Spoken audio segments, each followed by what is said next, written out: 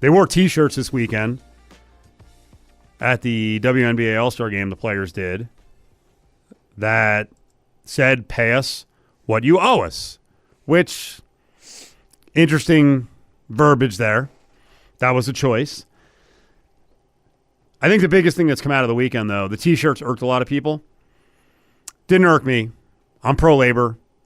I might not agree with how you go about getting your deal done, but for the most part, I'm 99% behind labor, whether it's millionaires against billionaires. In this case, there are some billionaires who are on the management side, and some of the women make really good money. Some are making solid. So I'm behind them. But they got to be really careful about the messaging, especially if they want public support. If they feel like they need public support, then that's one thing. If they feel like they can do this on their own, okay, that's an approach as well. But I want you to listen to the press conference with Sabrina Ionescu and Kelsey Plum.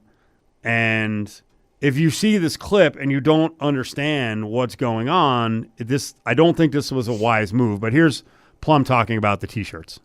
Well, it was a very powerful moment. At least as players, we didn't know that was going to happen. I think it was kind of like a genuine surprise. But the T-shirt, just united front, was determined this morning that we had a meeting for. Okay, so the powerful moment was the crowd chanting back, right? The crowd was in support. Well, and they had signs. The fans had signs also. So that's good. So now, stop for a minute. Mm-hmm. What that tells you, if you listen and you know who Kelsey Plum is, we didn't know about the T-shirts. That means that Collier's team didn't know either.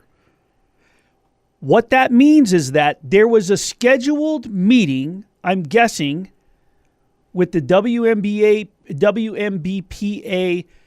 the spokesperson, the main person that's not a player. So the president is Nneka Ogwumike. Kelsey Plum is the vice president. Okay, when we hear the rest of the clip, I'm going to get the other name, but the main name, because she's a guest, Kelly, is it Kelly? I got to think of her name. So there was a WNBPA meeting that the players were supposed to, it sounds like, the way this sounds, because by her saying, we didn't know till this morning, that means that it was brought up at the Players Association meeting. The T-shirts being worn was brought up that morning. Right. Okay. Did anyone else have an issue with that? In terms of organization, was it rubber stamped immediately? Was there a heated debate? Like, hey, what are we doing here? Is this the way to do this? It just seems all kind of last minute. Like, this is a really big freaking deal. Now, she stops mid-thought because she wants to tell a joke. Not to tattletale, but 0 members of Team Clark were very present for that. But no, we were just, we had a very... that really needed to be mentioned. I'm trying to make a situation light, okay? I had no idea what she was talking about. Now that when you explained it, so there's a Team Clark in the All-Star Game and a Team Collier. I like 99.9% of people, when they saw that, they thought that was a shot at Caitlin Clark's team. Not team, but like Team Clark. If she's got a team, a mentor, an attorney, an agent, like that's what I thought she meant, which threw me off because I had read last week that they had a meeting and both Reese and Clark showed up. I was like, wow, okay, that actually surprises me. I'm not even sure those two should show up. So they're in on it. And then you saw Clark wore the T-shirt. So why is she then she's supporting you? So you're thinking, and most people thought it. Right. That why are you taking a shot at Caitlin Clark for not showing up at whatever meeting was with this T-shirt? But as you explained earlier, it basically was they were all hanging out the night before and partying, which, by the way, if you've got an important meeting where you're going to unveil a G-damn T-shirt that's going to have this much impact, don't get hammered the night before. It's mandatory you show up. And everyone is of right mind. And this is a big discussion. And I'll tell you what, if I was part of Team Clark, like the actual Team Clark, I'd be pissed on a couple of fronts. One, why don't we know about this? We're the most important person in this labor discussion. And then I might be mad at Caitlin herself if she knew about it and she still chose to get messed up. Well, we already know she was because there were clips of her with the DJ no, what I'm and the saying partying. Is if she knew about the meeting the next day. They all did. Well, but they didn't know about the T-shirt. That's the problem, the breakdown in communication. And I know there's audience members right now who are like, why are these two lunatics yelling about this? Right. These are important issues. And believe me, I will be screaming and yelling when I think the baseball players have more support than they've ever had. There are so many junky owners who are cheap asses, who have cheated markets at a real baseball for years. Like the country, in a lot of ways, is lined up more than it ever has been to get behind a group of athletes. But Major League Baseball players can still screw it up if they're not organized or not focused. They don't have a consistent message. Don't say stupid stuff. Okay, two things. One is Terry Carmichael Jackson is the executive director of the Women's National Basketball Players Association. I'm guessing that that staff, her, Jane Apple Marinelli, who's senior vice president of player relations, Aaron Burke, senior advisor and legal counsel. I'm guessing that they said, hey, we're going to have a meeting before the game. Whatever. And to be honest with you, I'm not sure why they needed to have a meeting before the game. And I don't know if it was because, hey, we're going to come up with whatever it may have been. But they probably should have said, hey, we got you guys some shirts to wear before the game. I think it was very I don't think it was like I think it was just casual on their part, thinking, here's some warm-up T-shirts, wear these out to the court. And, hey, if you show up and you're on board.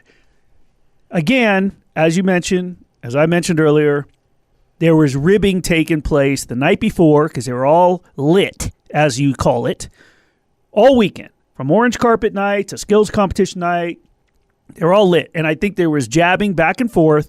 Who's going to make it? Who's going to show up the next morning? Who's going to be? And that's why Kelsey Plum said, no member of Team Clark was at the meeting. So no player, and those who were watching, those who were paying attention, WNBA fans, and I get it, it's beyond that at this point, they knew that the two teams were called Collier and Clark. Most people were watching. The Caitlin Clark fans are the ones that are taking this way out of proportion in that, oh, she's taking shots at Caitlin Clark. Now, to your point, you're 100% accurate. I think that she was trying to, as she said, I'm trying to make light of a situation here. She was taking a shot at at Team Collier or Team Clark, which Sabrina Ionescu was on, because of the fact that they were trash talking the night before. And hey, we went out and partied and we made it. Y'all didn't. You were late or whatever the case was. And then they got their shirts. But you're right. She wasn't thinking. She threw that out there. Everyone's there having a good time, but she doesn't realize that the players are the one that made this. Yeah, we're trying to make light of a situation, but you can't because you've made it such a serious situation. My question to you is Can't have both. My question to you is this, Steve. Mm-hmm. You just said about the baseball players. Never before have they had this much support from the fans and support. Can the WNBA players open their mouths one too many times and talk themselves out of fan support backing them in their ploy and how they're going about this? Is this going to be could they turn into where you look at it and go, hey, because I get their point when they're saying pay what they owe us. Mm-hmm. Let's not forget that the argument is the NBA players make 50% of apparel and merchandise bearing their name. The WNBA players make 9%. People are saying, yes, but it's been in a deficit for 27 years.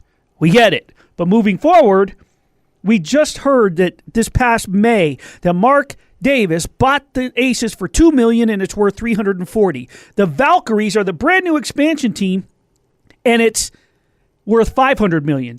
Teams are now costing $250 million to start a franchise.